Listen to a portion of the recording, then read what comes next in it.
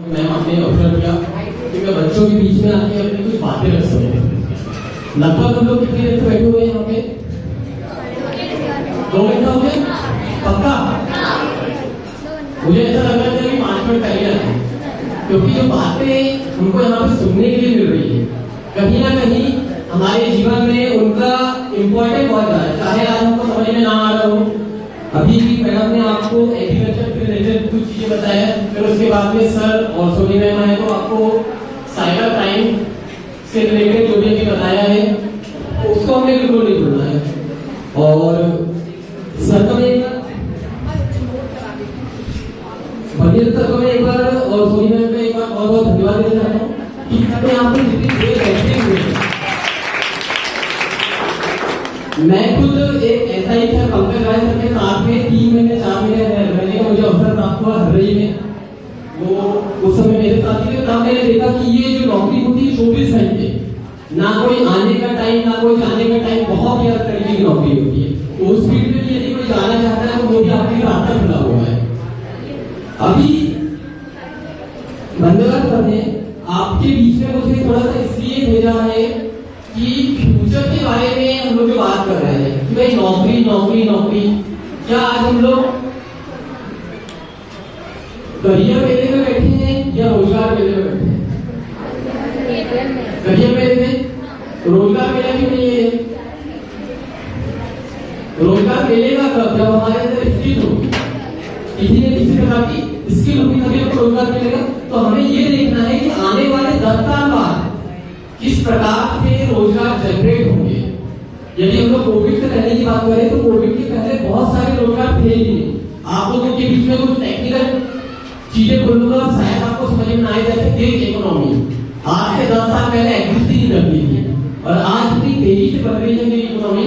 मतलब जैसे आप इसको बोल सकते हैं कि एक बंदा एक साथ बहुत सारी नौकरी कर सकता है।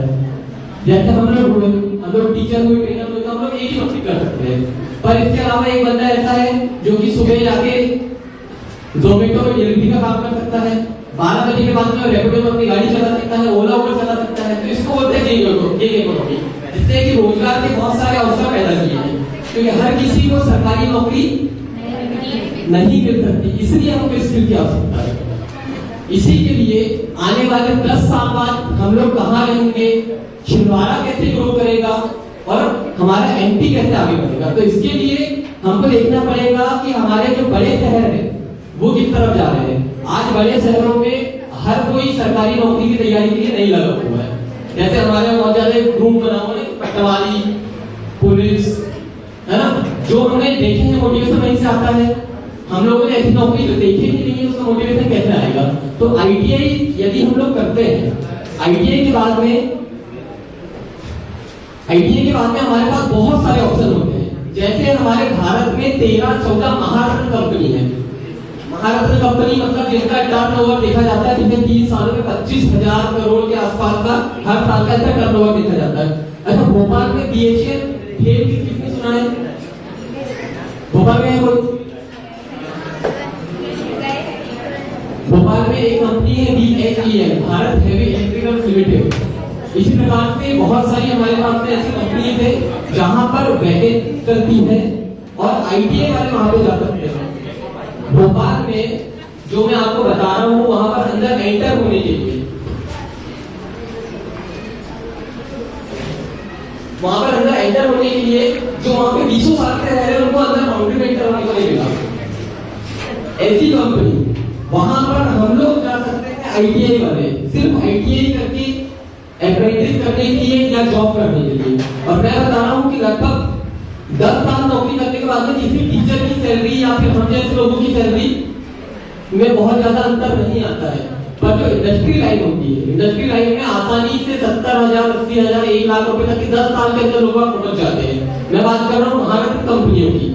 इस प्रकार आती है नवरत्न कंपनियां जो कि महारत्न कंपनी से थोड़ी छोटी होती है, उनका टर्नओवर होता है थोड़ा कम, है ना। तो हमें भविष्य के बारे में सोचते हुए चलना कि फ्यूचर में कैसे जॉब जनरेट होगी। आज की डेट में हम लोग देख रहे हैं, आज के 5 साल पहले इलेक्ट्रिकल बाइक थी, आज मेरे ख्याल से सर मैक्सिमम लोगों के पास होगी, स्टाफ में तो नहीं, बंदेवाल सर के पास नहीं है। अभी हम लोग यदि उसको सुधरवाने जाए तो आपको उसका मैकेनिक नहीं मिलेगा।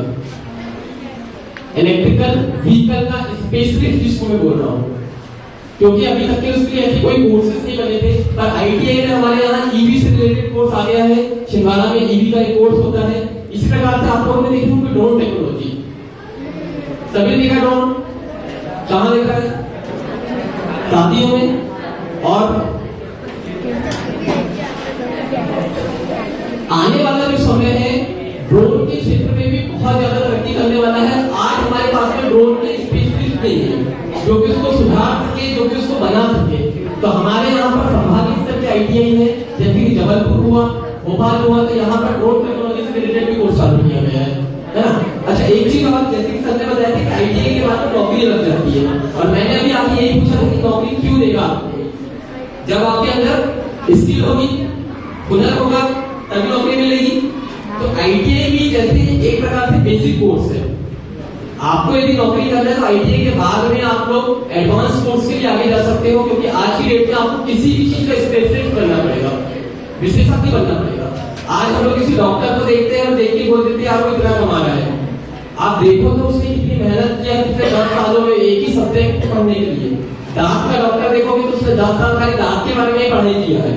तो हमको वही फील्ड एक बार एंटर होना पड़ेगा। यदि आप इंजीनियरिंग फील्ड में आते हो तो बहुत अच्छी बात है, इंजीनियरिंग फील्ड के लिए बहुत सारे दरवाजे खुले हुए हैं। उसका एक सबसे बेसिक हमारे यहाँ पे है आईटीआई। आईटीआई से आप पॉलिटेक्निक भी कर सकते हो, लेटरल एंट्री में पॉलिटेक्निक हो जाता है, और पॉलिटेक्निक के बाद में आप इंजीनियरिंग भी कर सकते हो, क्योंकि पढ़ाई रुकने वाली चीज नहीं है, वो कंटिन्यू चलती है। सर ने भी जैसा आपको बताया था, मैंने भी चंदन गांव से ही पढ़ाई की है, ज्ञान भारती